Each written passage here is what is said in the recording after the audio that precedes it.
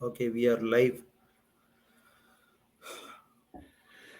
Good morning, Sam. I think we'll give a couple of minutes for people to join. Maybe we'll let our good friends Rakesh and Neil confirm whether everything is working as expected in this new program what we are launching, Sense with Sam, in LinkedIn, YouTube, and Twitter and Facebook. We'll give them a minute. Why don't you confirm, Rakesh, Neil, and we will maybe take the confirmation from you guys. So I think we have 6 viewers and we are seeing some confirmations. I'll just check. So your YouTube is live and your LinkedIn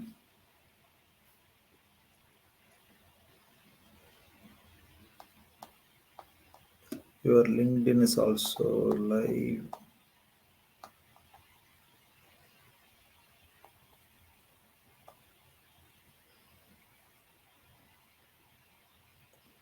LinkedIn, it's saying pre-event live.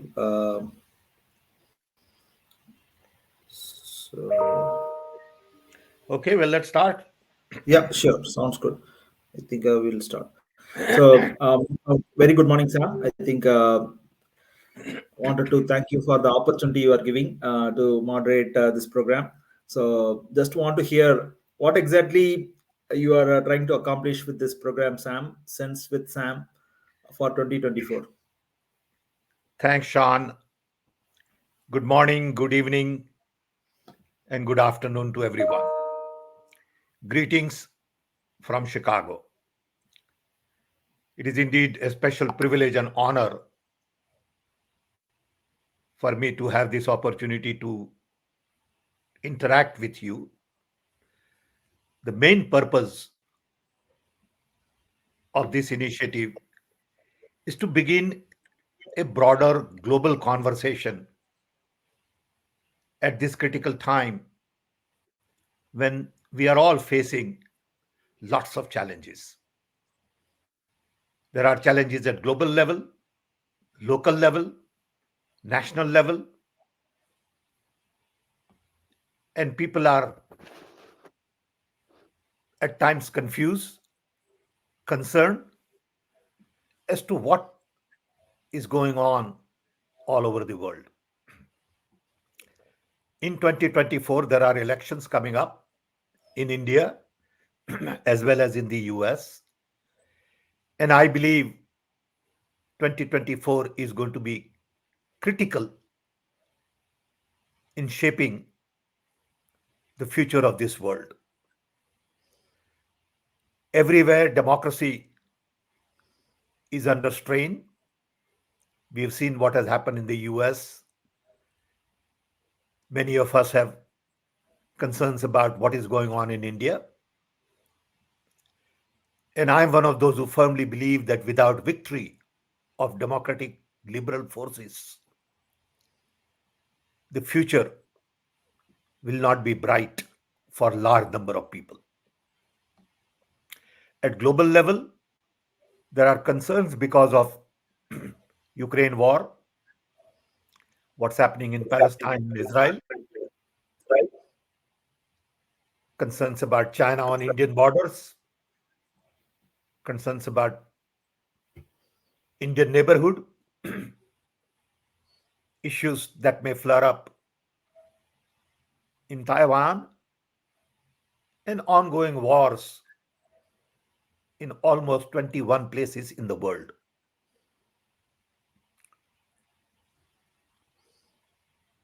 Based on my own journey of last 81 years, I believe we have come to a point as a humanity where we can sit across a table and negotiate in a civilized way on many of these conflicts. I am very excited about the future on one hand because of the hyperconnectivity. For the first time in the history of mankind, we are all connected. What does this connectivity mean to humanity going forward? I believe this connectivity can increase collaboration, cooperation, co creation, and get us out of the old mindset, which is essentially based on command and control. Most of the conflicts in the world today relate to power and profits. People are focused on grabbing more power, grabbing more profit from others, especially poor. And this has been the story of colonization for hundreds of years. And to some extent, that mindset of colonization still continues. And as a result, there is exclusion and inequality. What we really need is large number of people focused on planet and people. Global warming is a great concern. Inequality, poverty, hunger are issues that can be challenged with the technology we have. I recently wrote a book a couple of years ago about redesigning the world because I believe the world design that was created after World War II has outlived its utility. The design created 80 years ago don't make sense anymore in a hyper-connected world. UN, World Bank, IMF, NATO, WTO, WHO, and others have done their work in the past fairly well. It is time to rethink about these global institutions. It is time to rebuild new institutions needed for the future. And that's where the conversation on AI becomes critical. So today we are starting with the conversation on AI, but I'm sure we will cover lots and lots of other topics. But the topic of AI is more symbolic today. I remember when these institutions were started, Einstein was very concerned about the nuclear bomb technology. Einstein started a group and asked many scientists to join in this group to really bring to the attention of the people in power as to how nuclear technology can be misused, how it could hurt humanity. I think we are once again at the same time with the similar concerns on AI. Lot of conversation is going on in the world on AI. Every day you find new stories on what would AI do to humanity. Some people say it will have a huge negative impact. Some people believe it will have positive impact. How to control AI, how to make sure that there are no lies being propagated, information is not misused, fabricated. All of these issues are of great importance in building strong, vibrant democracy which empower people to decide on their own destiny. So the conversation today would be more focused on AI. And to me, AI is nothing but looking at large amount of data to first really classify, then to edit, summarize. It can also ask questions as part of this, and then draft an answer in the way you want. The difference between search and AI to me is that search gives you information. If you go and search on Sam Pitroda, you might get 200,000 articles. What do you do with it? AI will allow you to create knowledge out of search. You can ask a specific question. Not only it will answer, but it will also summarize it for you and write it for you if you want. Now, there are many dimensions of this: audio dimension, text, and video dimension. When you look at the text, AI can read 50,000 books at the same time for you and summarize, which you cannot do. It is humanly impossible. AI can also give you different people's perspective integrated. So the most interesting and exciting thing for me is that AI can do a lot of quick reading and summarization for you that is almost impossible to do for an individual. I am very bullish and I am very excited about the potential of AI because it will have huge impact on the work, at office, at home, collaboration, cooperation, teamwork, management, leadership, all kinds of issues at work will get affected with the new tools and new technology. And then mobility, health, education, food, energy, finance, retail, travel, you name it, especially governance.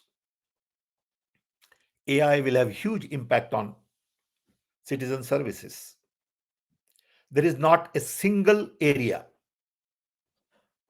that will not get affected with the new tools and new technology. It also means that some of the jobs will get affected. People are very concerned about the impact of AI on jobs. Some of the jobs would be eliminated and new jobs would be created. It has happened in the past and it will happen once again with AI. But this time, the top level white collar jobs would be affected more than the blue collar jobs. The Industrial Revolution, to some extent, IT revolution affected lower level jobs. AI is going to affect white collar jobs. Take, for example, consulting. I remember many years ago hiring McKinsey and Company 30 years ago to do a business plan, mainly because all the data about markets was available only with McKinsey's of the world. Now, AI will not only look at that data, it will analyze, synthesize, organize, structure, and you don't need McKinsey for that piece of work. So their job will change. The real interesting thing for me is that the job related to maintenance, job related to health services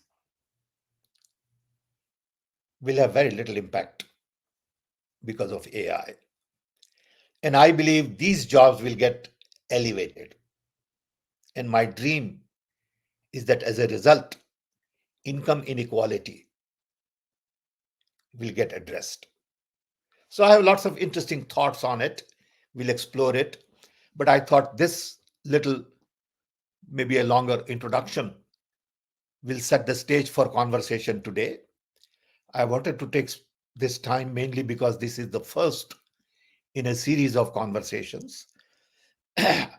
We really need to get your feedback on how to improve, how to get your advice on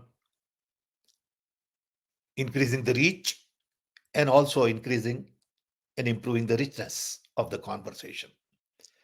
One thought that came up for conversation earlier before we started was, is this a good time? Because this is Sunday night in India. this may not be the best time. So tell us if you think we need to move it to Friday, for example. I know in India, cricket matches get everyone's attention. Indian youth is very excited about cricket matches and Bollywood, rightfully so. So they may have little interest in a conversation like this. But we want to make it exciting, educational, informative, and interactive. I also want to learn from you as to what are the challenges you are facing.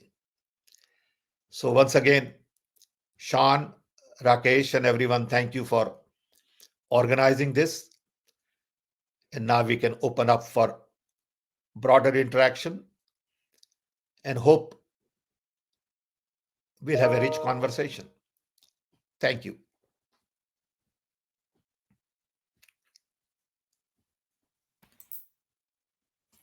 Thank you, Sam. So I think without much ado, I'll start the first question. Responsible use of artificial intelligence is a very important topic. Even during this recent Palestine-Israel issue, I think the entire world, technology world, complained U.S., Israel that they have used AI-generated images, uh, claiming that there are wrong things which was conducted in Palestine. So, what do you think about responsible use of AI, and also kind of considering some geopolitical impacts? See, every technology has a potential for good use and bad use. Take, for example, knife. You can cut your fruits and you can kill somebody. This question comes up every time, whether it is nuclear bomb, AI, knife, social media, or whatever. So some people will use technology effectively and some will abuse technology. I wish we had paid more attention when the social networks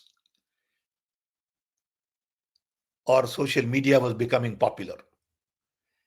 At that time, if we had forced through regulation need for authenticated user and authenticated behavior, we would not have this misinformation jungle that we have created. Fake news, fake identity. You could go to Facebook and there are 8 Sam Pitrodas. I don't know who is who. There are people who tweet on my behalf, and I have no idea who these people are. But these things happen all the time. So AI will have to be regulated. And I'm glad that there's an interesting initiative started by a friend of mine who used to work with me, Nicholas, and his group in Europe and EU. I met with them in Paris recently. And I'm glad that in US, there has been a conversation and President Biden has taken a lot of interest. We need watermarks as a starting point, which says this is AI generated. It is not necessarily truth. It is fabricated truth. Whenever you see watermark, be careful. Hopefully, over a period of time, humanity will realize that AI will improve my behavior. Today, my behavior may not be up to the mark. I may be looking at a wrong set of information, digesting wrong data. AI will guide me, hopefully, in the future to say, hey, don't spend too much time on this. This is garbage. If you want to improve your character, your values, your impact on this world, change your behavior. So I think some will misuse AI in the beginning. But hopefully, over a period of time, information will bring about openness, accessibility, connectivity, networking, democratization, decentralization, and ultimately social transformation.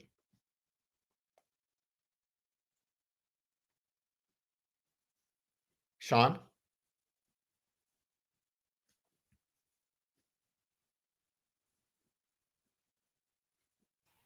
Yes, Sam. So I'll just ask Priyamada, are there any questions from the Twitter space? We are collaborating with India with Congress, one of the vibrant youth groups based out of India. So Priyamada, are there any questions from you and from the group? Go ahead, please shoot. Yeah, I have one question. Sir, I just want to know the AI implications on India and how it will help us, as a because India is growing and India has a youth population, and we see ourselves as a like a superpower, one of the candidates of superpower. So how will AI intelligence help India, especially in elevating us from poverty, or helping the poor and the marginalized? Can AI help in that sector? Sure. Health First of sector. all, Priyavada, I would just not spend too much time on being a superpower. I think it is blown out of proportion. To become superpower, first thing we need to do is lift 400 million people who are below poverty line. We have lot of work. India cannot be a superpower if you can't clean up your air in Delhi. So I think this idea about Vishwaguru and all this, to me, is bogus. We have a lot of work ahead of us to do things that we need to do back home before we can talk about being a superpower. Of course, a country of 1.5 billion people has to be an important global player, goes without saying, mainly because of the number of people. To me, that advantage of young talent will be reflected in our leadership in AI, because we will be able to provide human capacity that many countries cannot have. Why do you think Indians are all over in the world?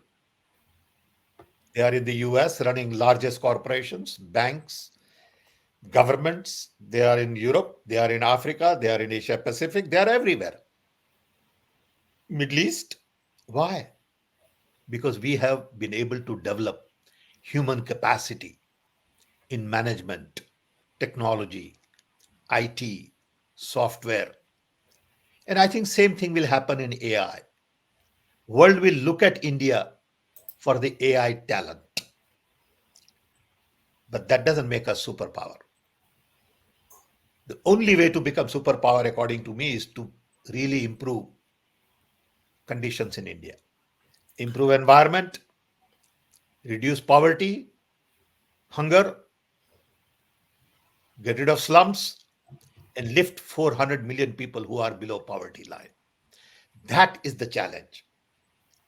And challenge is not necessarily related to creating more billionaires or having more fancy startups or having more unicorns. Of course, it is good.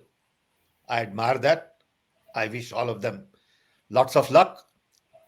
But some of us will have to focus on real challenges at home. Inclusion is a big challenge at home.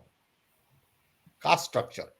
How can you become a superpower if you really discriminate people based on religion, race, language, caste? So I would tone down a little bit our emphasis on becoming superpower. Let's clean up the challenges we have at home. Thank you. Thank you, Priyamata. So there are a lot of questions interestingly coming through all your channels, Sam. Jaimin Trivedi from LinkedIn has asked, what Okay. shall be some ethical considerations for widespread AI use, and what could be non-governmental solutions for safe and ethical use? Okay. One was the ethical use of AI. What was the other one? safe and ethical use, non-governmental solution. I think you can see Oh, the I question. can read it. I'm sorry. Yeah, Right. I know Jaimin well. Hi, Jaimin. How are you? Jaimin is a medical doctor, um, also a technocrat who works on some interesting um, devices to improve health. I have known Jamin for a while. Good to see you, Jamin. I think ethical consideration, we talked about it a little bit. People will have to really focus on ethical leadership. Today, there is a crisis of leadership in the world. Leaders like Mahatma Gandhi, Mandela, Martin Luther King don't exist because there is a crisis. Everyone is petty, everyone is trying to polarize people for personal gains. So I think ethical considerations will have to come from people like us, mainly the scientific community, not the technocrats, social science, political science, anthropologists, psychologists, philosophers, economists. Will all have to collectively work to make sure that we don't misuse. And if we don't solve the problems of the masses, who else will do it? Rich people are not going to do that. They have no interest. And I don't blame them because their interest is only to optimize shareholder value. Our interest has to be to optimize stakeholder values. So I would say the real challenge is with a lot of the professionals, domain experts. Second, about the health, I think AI will have huge impact on health. I mean, look at the average doctor has to go through so many layers of training to upgrade their own expertise. And there is no way these doctors can read all that literature that is published every day. AI can summarize it for them. AI can search large amount of data for them and get them the answers quickly. So I think AI is a pair of intelligent experts available to you all the time, instantly. So we can have a separate session on AI and health. Okay. So Thank you, Sam. And I'll just go for the next question. We have a lot of questions. I just want to be cognizant of your time. So, Sanjeev Kumar from LinkedIn has asked, wouldn't yeah, I can autocratic read the leaders? question now. Sure, go ahead, sir. Thank you, Sean. I can read the question. I didn't see it before because I didn't pay attention. Now I see his face. Hi, Sanjeev. Uh, Sanjeev, you are right. Autocratic leaders will misuse AI, LLM to spread hate, fake propaganda, and revive history as they see it. It happened with Hitler without AI. It happens even today with many of the autocratic leaders, whether it is newspaper, television, social media, or what. The key is to have enough people educated about all of these issues and realize what is truth and what is lie, what is hate and what is love, what is right, what is wrong. You can't fool all the people all the time. Ultimately, truth will prevail. Love will always win, no matter what you do. So, in the process, we have to go through a lot of this suffering. We have to make sure that the autocratic leaders don't use these tools. And if they use, we don't believe in it. So I think it's a question of educating everybody to find their own truth. The real challenge in the next 20, 30 years is to really educate a mass of people to find their own truth and not take somebody's words, because everybody's biased. All television channels are biased. Unfortunately, they are biased because of the financial interest and not because of the human interest. I mean, look at what is going on in Palestine and Israel conflict. Some leaders are quick to take one side immediately because it is profitable, because it is personal interest. In the process, we have lost the sight of humanity. I am not for Israel or for Hamas. I am for humanity. When Israel child gets affected, it affects me same way as if child on the Palestine side or even in Ukraine or in India is affected. So I think we need to really take high moral ground. Autocratic leaders never take high moral grounds. They manipulate media, they create propaganda with misinformation, they attack opposition with lies, court cases, and people don't get it. And ultimately, they pay for it. So thanks, Sanjeev. Thank you, Sam. Sam, I'll read it because there are a bunch of guys from Twitter space who may not be able to see the question. So Sure. Najmi from YouTube have asked Yes. from Dubai. So what is the level Najam of from social Dubai, I know disruption? Najam. So he's asking, what is the level of social disruption you think AI will make in India and globally?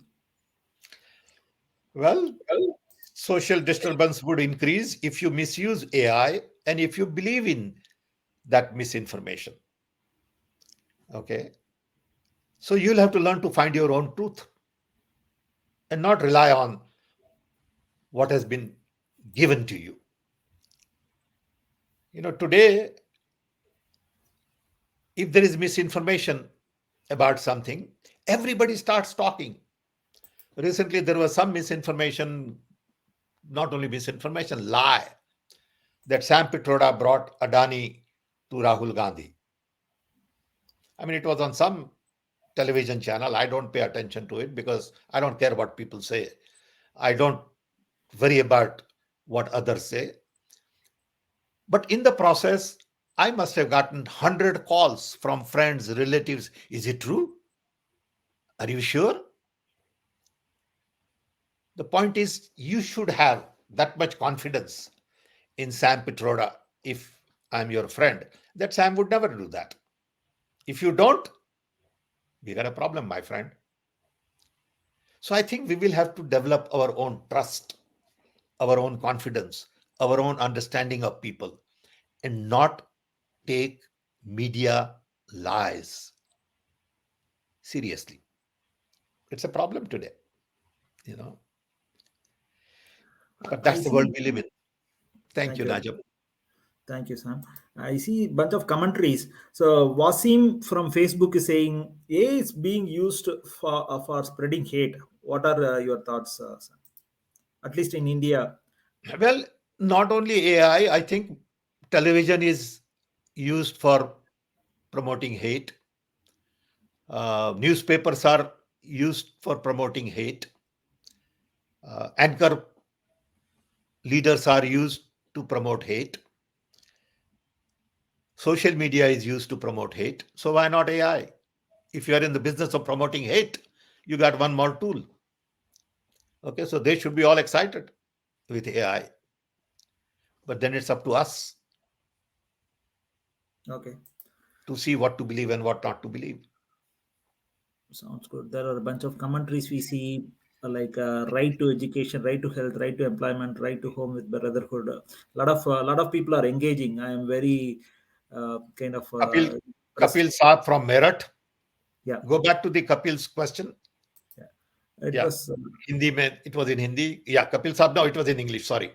yeah. Kapil Saab's question is very important. I think this is what we need to focus on and not worry about being a superpower. We need to make sure that our people are fed. Fortunately, we produce enough food.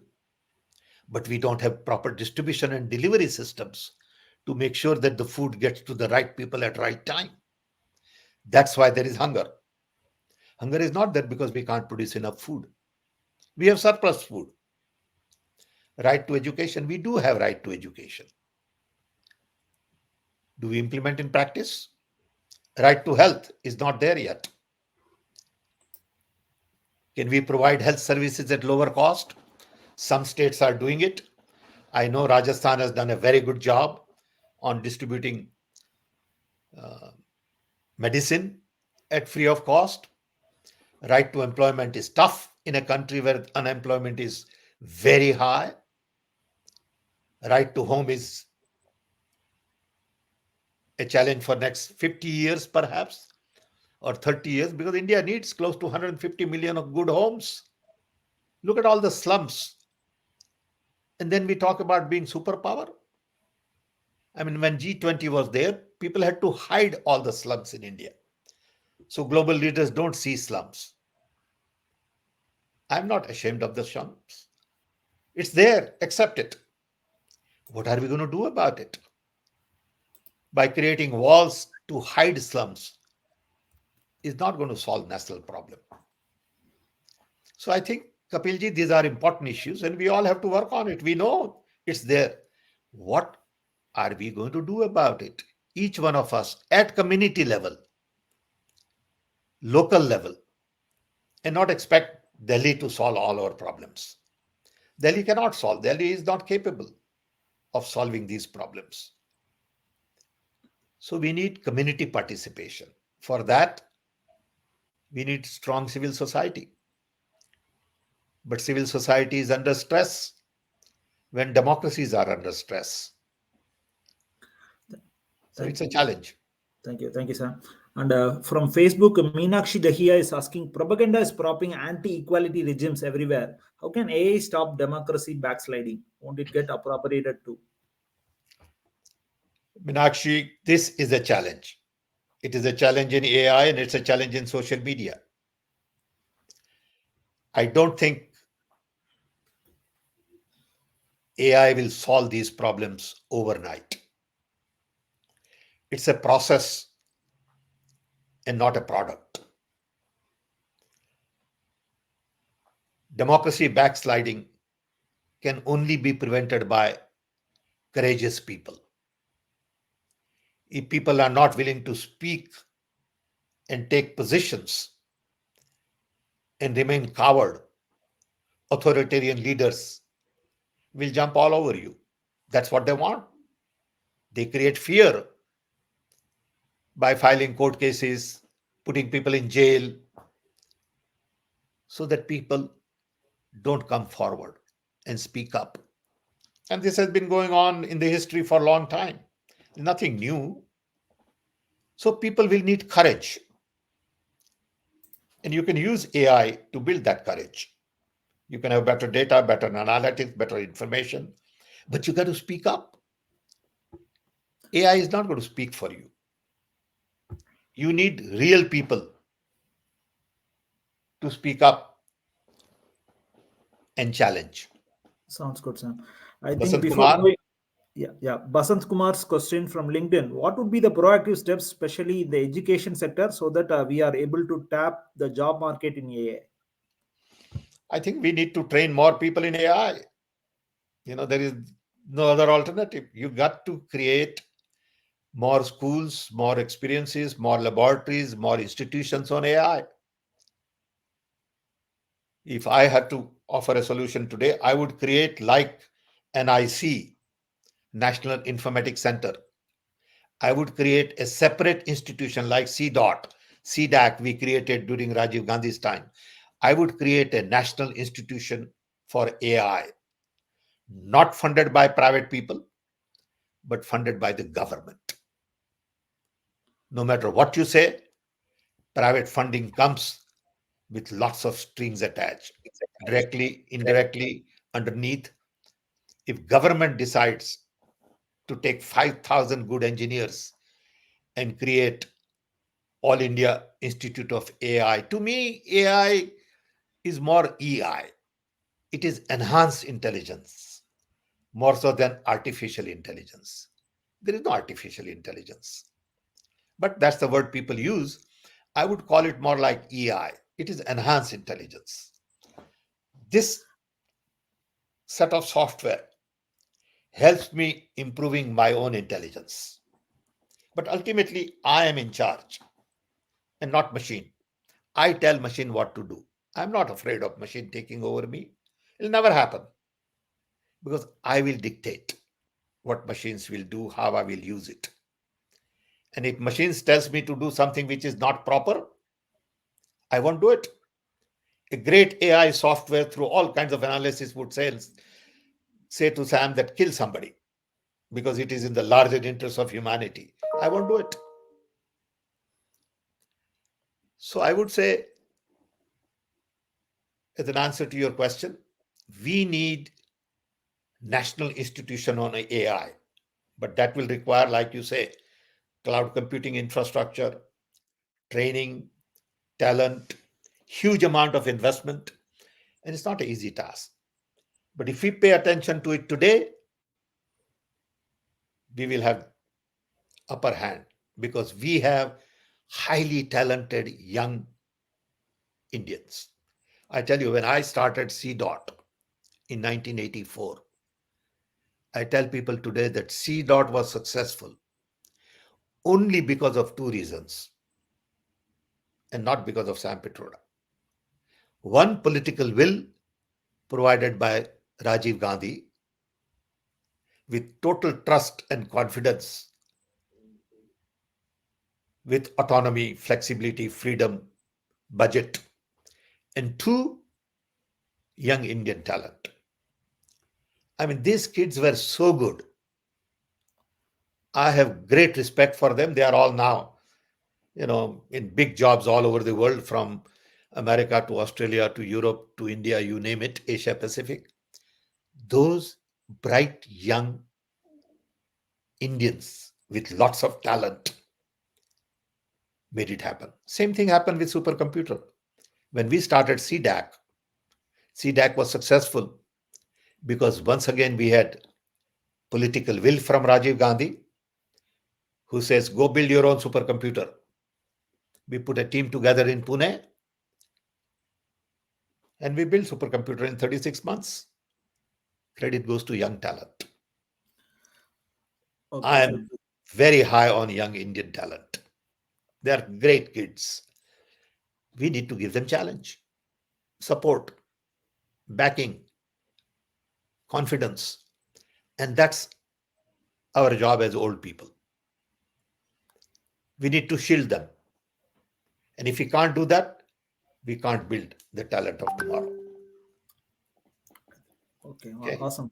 Thank you, Sam. So I think there are a lot of awesome questions. So how are you doing on time? Can we go for? So I was scheduled only for 6:45. You have other Sure. appointment. Go ahead. Thank No problem. you. Okay. We can go. So I want to ask one futuristic question. Kind of a little expanding on the question which Kuntal Chaudhary has posted from LinkedIn. For artificial intelligence, we need a huge cloud computing power, which India lacks. What's your recommendation for India to build such cloud infrastructure? I just want to expand one more point. So Rahul Gandhi, in all best possibilities, can become the prime minister. So you are the technology brain for Indian Congress, Indian National Congress. So what may be your recommendation with respect to this cloud infrastructure, other things with respect to AI? In case You will be if surprised. You will be surprised as to what kind of cloud infrastructure we have with NIC. We may not have it in private, but government has massive cloud infrastructure. Let me give you 2, 3 examples. Okay. Because I was personally involved in it, so I know it. One, in Manmohan Singh's time, we decided to build National Knowledge Network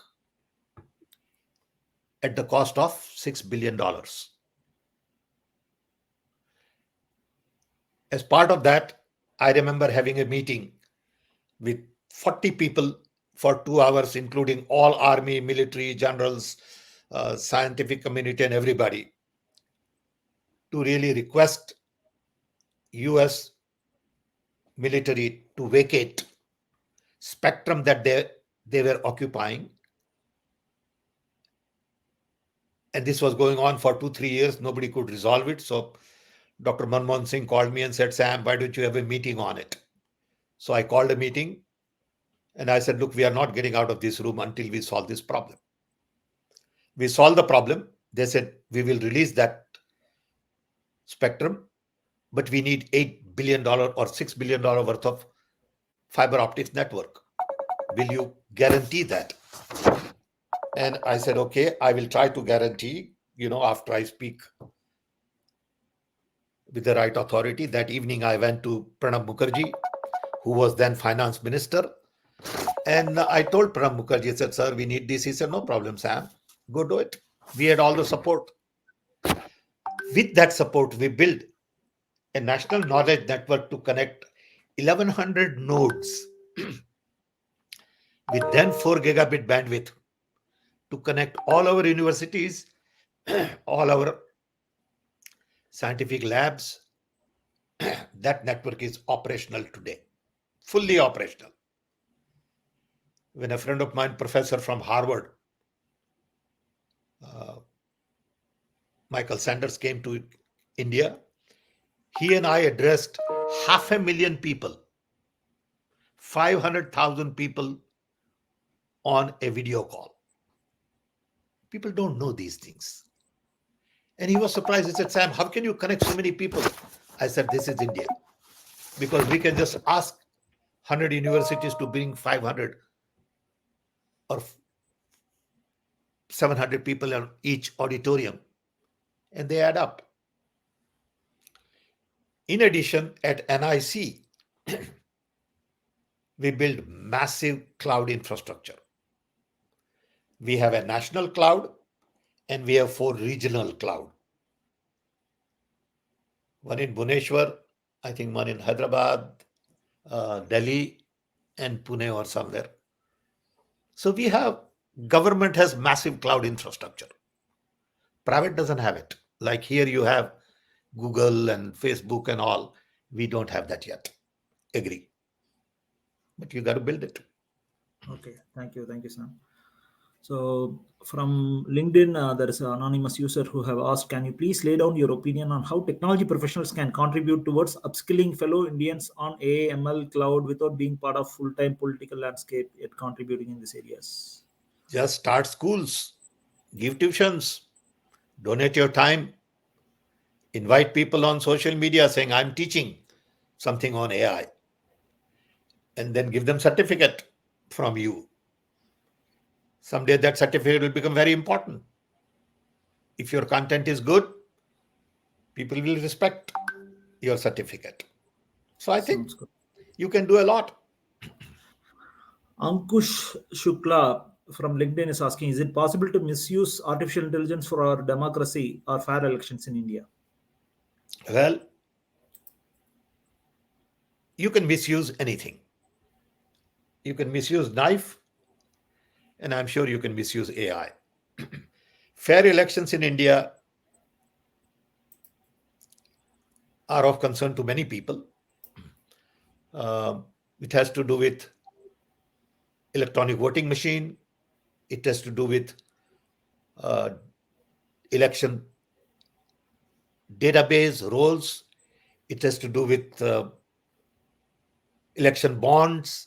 These are very big issues in India. Okay? And very few people understand the complexity of it. See, most of the people have knowledge on the surface. There is very little depth. And people think they are expert at something by listening to 5-minute video somewhere. A lot of people come to me and say, can you summarize this in 2 minutes? And sometimes I say, no, I can't do it. There are things you cannot summarize in 2 minutes. Of course, I can give you some sound bites and you think you've become expert. No. Deep, deep learning and domain expertise is the only answer to enlightenment. Enlightenment cannot come from watching television or listening to sound bites on social media. Unfortunately, not many people are willing to spend that kind of time. and energy. But they all think they are experts on everything. That's the world we live in. So I think fair election is a very complex topic. There is a group set up by Justice Lokur and his team. And, I talk to them on and off, and I learn from them a lot. Thanks. There was a question from Nagendra. Yeah, it was a long question, but it's a very important. Nagendra's question is always long. Hi, Yeah. Nagendra. So, religious extremists leveraged AI extensively during Lok Sabha elections 2014 and 19, surpassing the utilization of AI by mainstream political parties and intellectuals. The same forces exert a significant control over social media platforms. Scandals like the Rafael scam and others remain untouched by public discourse, as the government conceals data and misleading propagandas hold sway over the minds of the younger generation. How can the tools of AI be employed to tackle? Tools of AI can be employed more to create misinformation than to create good information, unfortunately. I think the real question is to educate people and empower them to understand their own truth. Okay. You Sounds got to good. search for your truth. You got to be knowledgeable to say this is lie and this is okay. You must be able to distinguish between hate and love. You must be able to distinguish between truth and lie, between trust and mistrust. If you can't do that, you got a problem. Okay. And for that, you don't need a lot of education. My grandparents were not educated. My grandfather couldn't even read, but he knew what was right and what was wrong. So don't confuse degrees with ability to distinguish between truth and lies. Next question, why is India doesn't have its own operating system? A great question, my friend. We have been asking this question for the last 35 years. 35 years. We were also responsible for it, but could never find enough funding to build your own operating system. India must have our own operating system. It is shame that a country of 1.5 billion people don't have operating system. We have large private sector companies in IT. Nobody wants to invest in these kinds of things because it's not profitable immediately. None of these companies even come together and say, look, let each one of us put in few hundred million to create a fund of $1 billion to build our own OS. It is a need of the hour. Should have been done long time ago. Why doesn't India have our own Alibabas of the world? Fortunately, we have good payment system, mainly because of the effort government made on defining the payment standards. And we did that during Dr. Manmohan Singh's time. Nobody understands these things. Okay. Today, people think Prime Minister invented IT. That's the kind of gimmick that goes on in the media. But these things take time. If you want to build a OS, it will take a lot of resource. There'll be some failures. And you may not be able to deliver what you promised. That's okay. But you got to travel that path. And we have decided not to travel a difficult path. Thank you. Thank you, sir. And I think I'll just go for some of the questions from Zoom. Nilesh Disheswa wants to ask, what value should be embedded in artificial intelligence? Is it possible to teach machines ethics, empathy, or compassion? Very good question.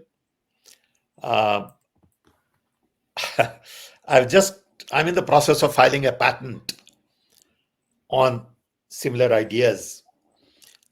I believe AI will improve over a period of time quality of people. AI will tell Sam Pitroda, hey, you're spending too much time on useless stuff. The information you are consuming contains too much lies. Information you are consuming contains too much violence. Shape up. It will happen. So it's a great question, and I believe something like that will happen. Hi, Khalid. Khalid Moidu from Facebook is asking, large workforce in the IT world is Indian. Why are we slow in innovation? Because innovation is a risk. We are risk averse. We don't want to take risk. Innovation doesn't work all the time. So that's the problem. Okay. So thank you. And Priyamada, do you have any questions from the Twitter space, or you have any questions? Go ahead. I think Divyak. Go ahead. Divyak has a question. Yeah. Yeah. Go ahead, Divyak. Thank you. Yeah, thank you. Thank you, Sam sir. Sam sir, I have two questions. The first part of my question is regarding the policy making and the need of laws governing the artificial intelligence, because we all agree that the potential for AI is immense, and probably the scary part is it's unknown, and we still have to explore like to what extent it can affect the current system. I mean, like not only system, the whole thing, the whole system. Yes, I would say system. So, don't you think that along with the exploring what are the potential of AI, we in India also explore the potential? We can also parallelly maybe look at the policy governing it plus the laws governing it. Can that part be parallelly done? I mean, while we are exploring this thing, because you said immense potential of technical background in India, but along with that, can't we look at that part? One, that is my question. And second part is regarding to its application. Maybe I will ask it the second part and later if you Okay. can enlighten about this. I would say Divya, can you hold on to the second question? Let Sam answer the first one. Yeah, go ahead, Sam. thank you for the question. I think it is important to recognize that we must quickly address legal issues related to AI, policy issues related to AI.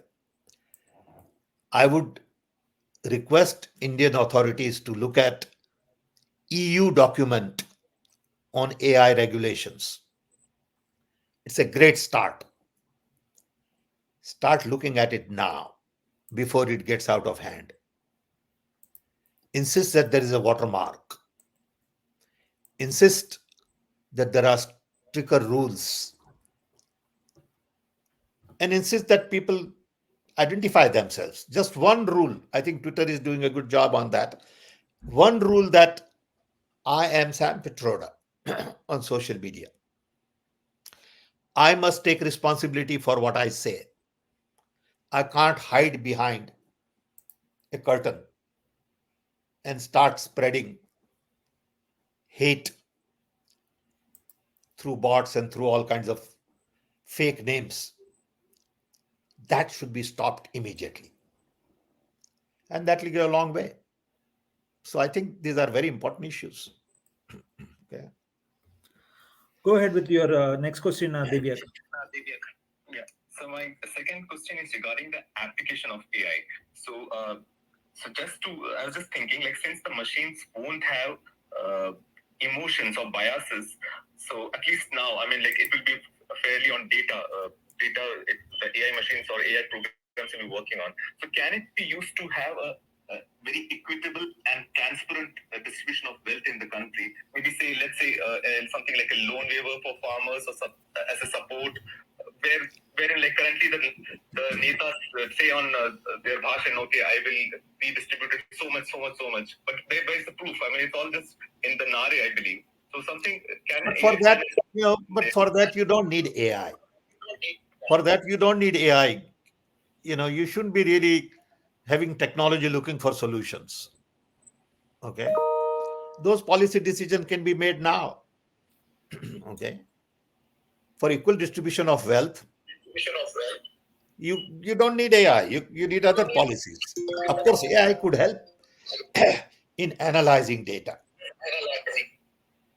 That's so my okay. only point over there is because sometimes when there is a distribution, there is like emotions and the biases was the party affiliation or something like that. I mean, like people near to this thing. So AI, can it come in, because it won't think. I mean, it won't. It will solely depend on. That's fine. Fine. You can use AI or you can use some decision-making process and then call it AI. That's okay. You need some algorithm saying before you make a decision, these are the requirements. If you call that AI, fine. That's not a big deal. I agree. Sounds good, Sam. Divyak, I think we are on top of the hour. So, Sam, I just want to ask the last question myself.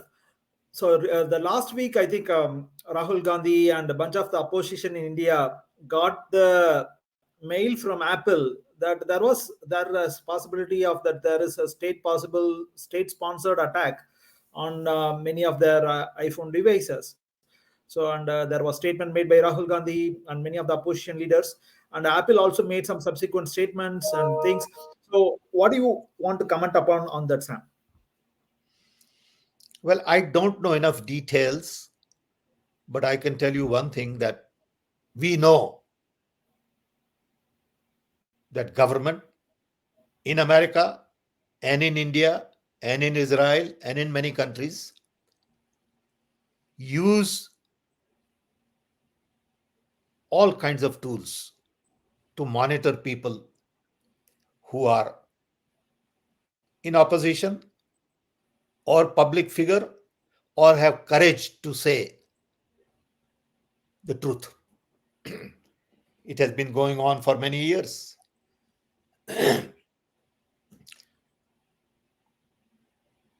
I wouldn't worry too much about it because they're going to do that anyway. So for me to assume that I am not monitored today would be naive. Okay, I know that. And I may not be a very important person in the country, but there are many important people in the country. They are always monitored. Apple You has can say, come up with a hello, Modi. yeah, yeah, but whatever. I don't know whether it's Modi or whatever, but there are all kinds of agencies within the government also. And sometimes some people in the government may not even know that. Okay. So that's a way of life in information age. When you use your credit card, they know where you are. Okay. I have a friend, Chris Anderson in New York. He and I went to a dinner once, a fancy dinner, and he had $100 bills to give it. I said, Chris, why are you using cash? He said, Sam, New York State analyzed my credit card bills. And based on where I had dinner, they decided that I'm resident of New York and not Connecticut. Okay, because I eat every night in New York. So they said, you are a resident of New York, you pay 12% tax. This is happened in New York almost 10 years ago. So people are being monitored all over, directly, indirectly. So I won't worry too much about it. It's okay. I mean, fine. You know, everything is public Cool. anyway. Okay. I But think before we close, Sean, I would like to ask people as to whether this is useful. Is this something? It is good for me. I can tell you that I enjoy it. I want to interact with young people. I want to understand your concerns. Uh, I want to be able to help a little bit if I can. Not that I'm capable of helping everybody, but at my age, my joy is to really interact with young people. That keeps me young. So I have a selfish reason to interact with young people. But I hope it is of use to you. If it is not, we don't need this. Okay. So tell us, what would you like to hear? And I can share with you lots of things based on my life. I had a very rich journey, fortunately.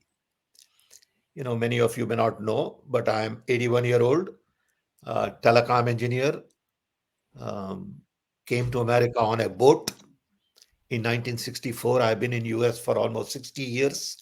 And I worked in India for Rajiv Gandhi, Manmohan Singh, Narasimha Rao, VP Singh, you name it. And I enjoy being on both sides of the globe. I'm American, I'm Indian. I feel comfortable. These are my two countries. It doesn't matter what passport I hold. America has been very good to me, and India has been equally good to me.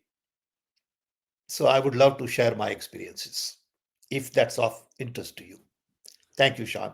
Thank you, Sam. And maybe Priyamada, what do you think as community feedback? Maybe you can share what do you think? Yeah, of course. We'll have, yes, sir. It is actually very engaging and interesting to know and talk about the current issues with you, sir. And I think we should carry on this series. Okay.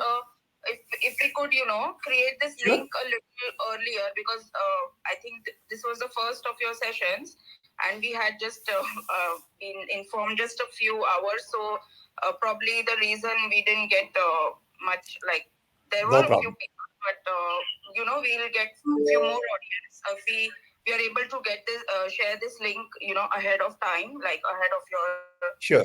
so if you're planning every week, then we can share this accordingly. And so To also please tell us whether this is the right time. Tell us if this is the right time or we should do it on Friday, because Sunday night people want their time with the family and children and all. But you tell us, you maybe advise us, and we'll do it. Friday or Saturday would be a good time, sir. Okay. Especially I think because today the World Cup is going on, the Cricket World Cup. So maybe people are busy. I'm not sure. Okay. This is my wide guess. Now let's But, talk about it, Sean, Rakesh, and Yes, you all, yes, Sam. and set up a new do it time. on a Saturday. I think that would be comfortable, right? Saturday, what do you think? Sam wants to connect to Indian youths and students. So, what do you think may be the preferred time in case if we do it on Saturday? Saturday, same time. Okay. 7:38ish. Yeah. Sounds good. Okay. We'll Sounds do that. like a plan. Thanks, Thank you. everybody. Thank you, Thank you, Sean. Sam. Thank you, Thanks, Sam. Priyam. Thank Thanks, you, Rakesh, everybody. Neil, Priyamvada, India with Congress. Thanks, everybody. Thank you, Sam. Looking forward. Thank you. Thank you. Thank you. Thanks. Thank you all. Bye. Love you all.